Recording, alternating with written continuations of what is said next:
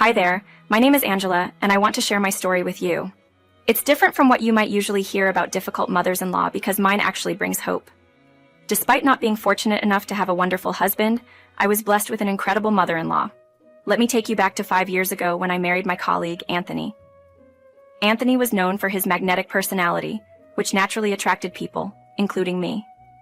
At the time, I was quite naive and recovering from a recent breakup, so Anthony's attention and sweet words were comforting. He seemed like a genuinely great guy who was well regarded at work. Despite his flirtatious nature, it didn't seem excessive, and everyone around us saw him as a good person. Our first date was memorable.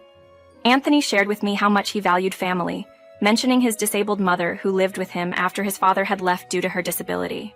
Anthony took pride in being a devoted son, ensuring the best care for his mother despite the challenges and costs involved. His dedication and love for his mother touched me deeply, especially since I had been my own mother's caregiver before she passed away from cancer. Understanding the demands of caring for a loved one, I admired Anthony even more. However, I was unaware of his ulterior motives behind this care. As we continued to date for 3 years, I noticed that my income was higher than Anthony's, but it never seemed to bother him or affect his masculinity.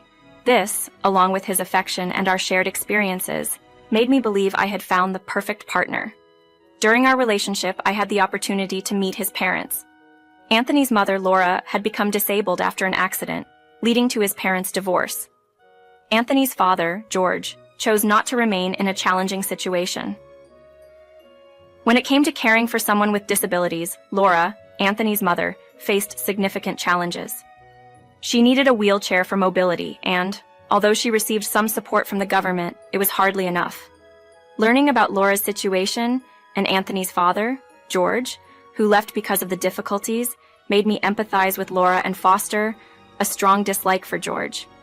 Yet, Anthony remained close to his father, which meant I had to make peace with his presence in our lives. Anthony's marriage proposal came not long after I met his family. I accepted without hesitation, fueled by love and the desire to start a family with him. But with the proposal came a candid conversation. Anthony opened up about the financial burdens of caring for his mother. His salary was mostly dedicated to her needs, leaving him with minimal savings. Marrying him meant accepting not only his financial situation, but also the responsibility of caring for Laura. I reassured Anthony, "It's okay. I understand the weight of caring for someone. Laura is wonderful, and I've grown to love her. Living with her and supporting her feels right to me. She's like a mother to me." Anthony expressed concern about the financial implications, but I was more than willing to contribute. "I don't need your money, Anthony. I want to help with your mom. It'll lighten your load," I told him, and he was grateful for the support. True to my word, I embraced the role of caring for Laura as if she were my own mother, looking forward to having a parental figure in my life again. Anthony was appreciative of my understanding and willingness to help. Our wedding was planned mostly by me, as Anthony was focused on a work promotion. I was happy to take the lead and even covered most of the expenses, knowing his financial situation. After the wedding, Anthony proved to be a loving and attentive husband, genuinely caring for his mother. Laura, for her part, showed me immense affection. She was always excited to spend time with me, though I noticed she didn't share the same connection with Anthony. This struck me as odd, but I didn't dwell on it, happy to have found a family with Anthony and Laura. 5 months into our marriage, Anthony approached me with a request that marked the beginning of a new chapter. He wanted to discuss his mother's health care and proposed consulting a renowned doctor in the city for better treatment options, albeit at a higher cost. Anthony suggested that I could assist financially, to which I readily agreed, proposing to handle the payments directly upon receiving the bills. Anthony, however, preferred a direct transfer to him, citing convenience and a tight financial situation due to caregiver expenses. Trusting him, I agreed to send the money, prioritizing Laura's health over any doubts. Anthony expressed his gratitude and assured me he'd repay me, though I insisted repayment was unnecessary. My main concern was Laura's well-being. George, Anthony's father, however, was critical of our spending on Laura, labeling it wasteful and questioning the value of investing in her health. Despite George's skepticism, Anthony defended our decision, emphasizing the potential benefits of the new treatment and the financial support I provided, which eased the monetary strain. However, George's disapproval and Anthony's insistence on direct money transfers raised some red flags for me. I trusted Anthony, but something felt off about bypassing the transparency of paying bills directly. As time went on and I began contributing to Laura's healthcare costs, noticeable changes occurred in Anthony's demeanor. He became increasingly insistent on financial help, frequently citing various reasons for needing more money. Gradually, he was requesting nearly $3,000 from my salary each month, a significant sum attributed to the costly treatments. Despite these expenditures, there was no visible improvement in Laura's condition. Moreover, Anthony's attention towards me diminished. He often returned home late and immediately retired for the night, neglecting household responsibilities and our relationship. When confronted about his altered behavior and lack of engagement at home, Anthony justified it by claiming the pressures of work and his pursuit of a promotion, suggesting that household chores were my sole responsibility due to his absence. This shift in dynamics, compounded by financial demands and a lack of improvement in Laura's health, left me questioning the situation's transparency and Anthony's changing priorities. After Anthony's shift in behavior, our home dynamics took a turn for the worse. You get home before me, but now I'm the one caring for Laura in the evenings because you won't hire a nighttime caregiver. I'm overwhelmed with everything, Anthony. You need to contribute more, I confronted him one day, exhausted from juggling work and caregiving alone. Anthony's response was dismissive. You knew what this involved. You agreed to help with my mom, so I don't see why you're complaining now. I'm willing to help, Anthony, but I can't do it all by myself. She's your mother, too. You need to play a part in her care. I'm tired and need some support here, I argued, hoping for some understanding. Instead, Anthony retorted sharply, You've taken care of her this long. Since you're so fond of her, you can keep at it. I need my space. And with that, he left for his game room, leaving me stunned and alone with my thoughts. That night, I cried myself to sleep, feeling utterly alone and neglected.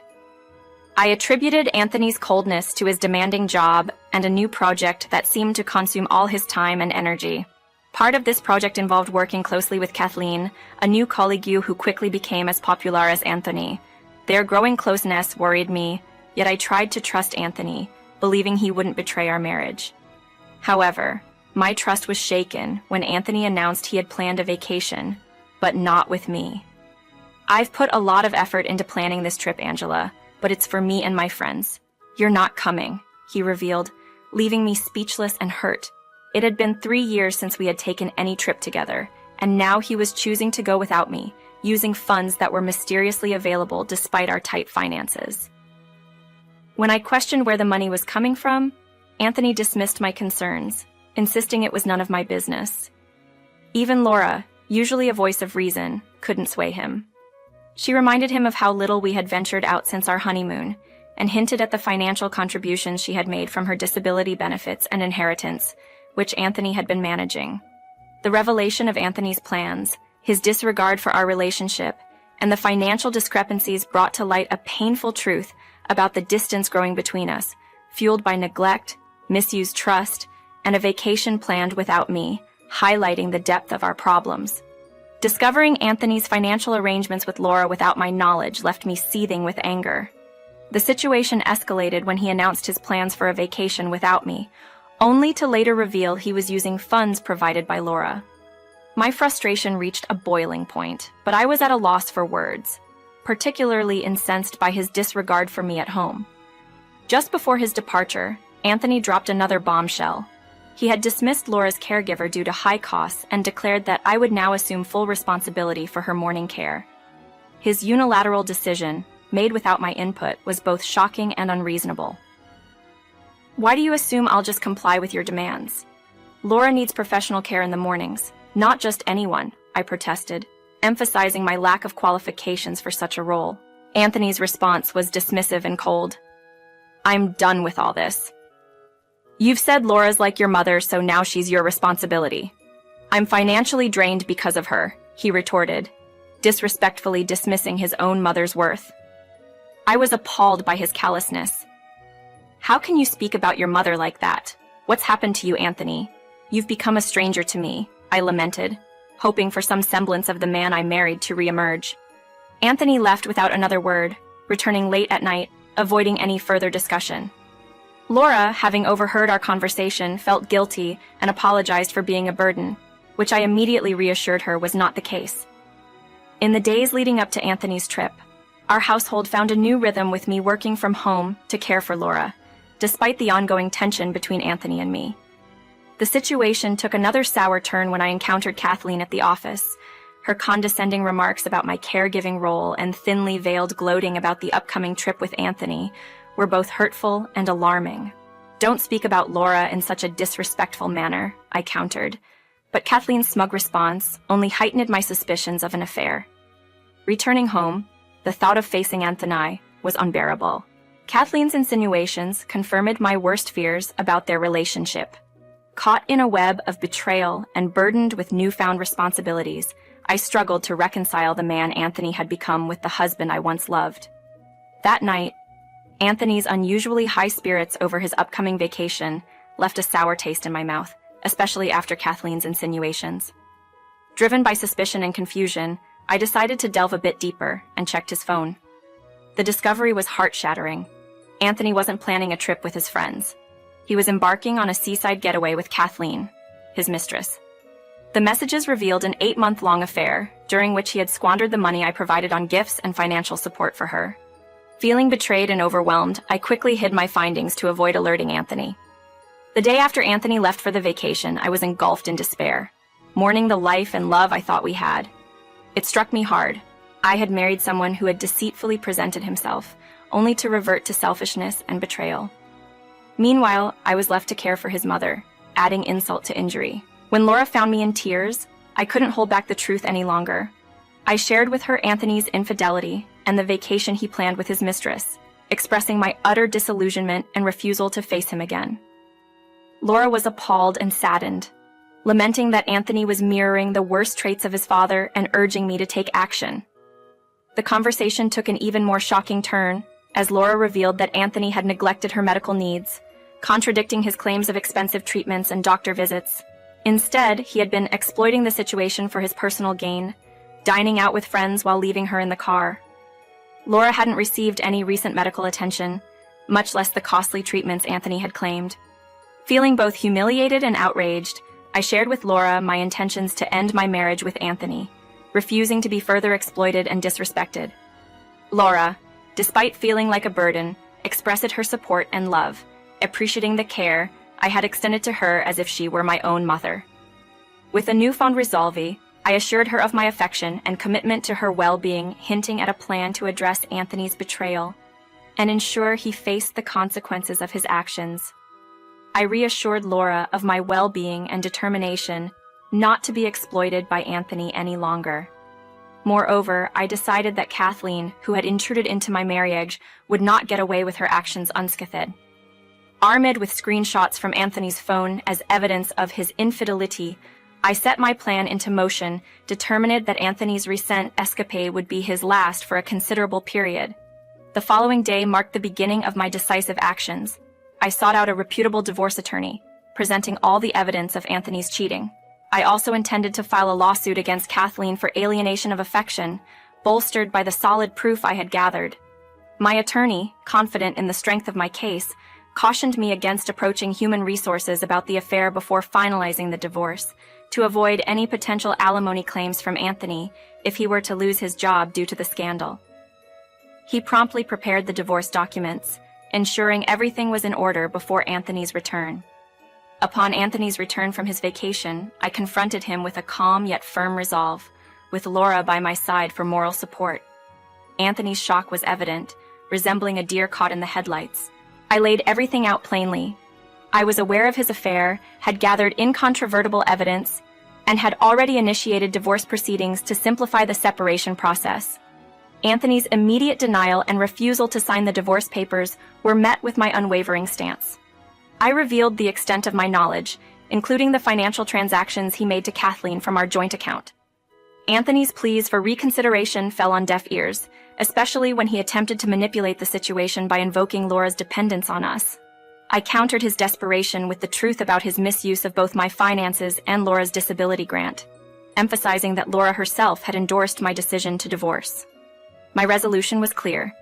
I was severing ties not only because of his betrayal, but also due to his exploitation of our trust and resources. The path forward was set, marking the end of our marriage and the beginning of a new chapter for me, free from Anthony's deceit and manipulation. I firmly assured Laura that I would be taking over her care, emphasizing that Anthony was no longer our concern. Laura, showing her strength and disappointment in Anthony, declared she had no desire to remain married to someone who had proven to be even more deceitful than his father. She made it clear that our home was no longer open to Anthony, stating that I was welcome to stay, but he must leave. Anthony's protests, claiming entitlement to the house as a future inheritance, were swiftly countered by Laura. She vowed never to leave the house to him, accusing him of betrayal and theft not just against me, but against her as well. With resolve, she informed Anthony of his 2-month eviction notice, effectively cutting him off from any financial support previously provided by us. As Anthony pleaded for forgiveness, realizing the gravity of his actions and the loss of financial security, his distress grew. Even when he received the divorce papers, his desperation was palpable, leading him to seek support from his father, who criticized me for my decision. Laura, undeterred, confronted him as well, ensuring Anthony understood the full extent of his actions. Following a month of tension, Anthony was left with no choice but to move in with his father, as his mistress grew frustrated with the sudden halt in his financial support towards her. Pushed by the threat of exposing the affair to his employer, Anthony reluctantly signed the divorce papers. Yet my pursuit of justice didn't end with the divorce. I proceeded to inform his boss about the affair, leading to job losses for both Anthony and Kathleen. During this tumultuous time, Laura and I found solace in a vacation, missing the ensuing fallout, but content with the knowledge that Anthony and Kathleen faced consequences for their actions. I also moved forward with the lawsuit against Kathleen for alienation of affection, which she, now jobless alongside Anthony, pleaded for me to dismiss. I saw this as fitting retribution for her role in disrupting our marriage. Now, I continue to live with and care for Laura, who has become more family to me than Anthony ever was. She's even expressed intentions of leaving the house to me, a gesture of her deep gratitude and affection, though I've yet to accept. As I re-enter the dating world, hopeful and open to new possibilities, I reflect on the journey that has brought me here, looking forward to what the future holds, with Laura by my side as my unwavering support and family.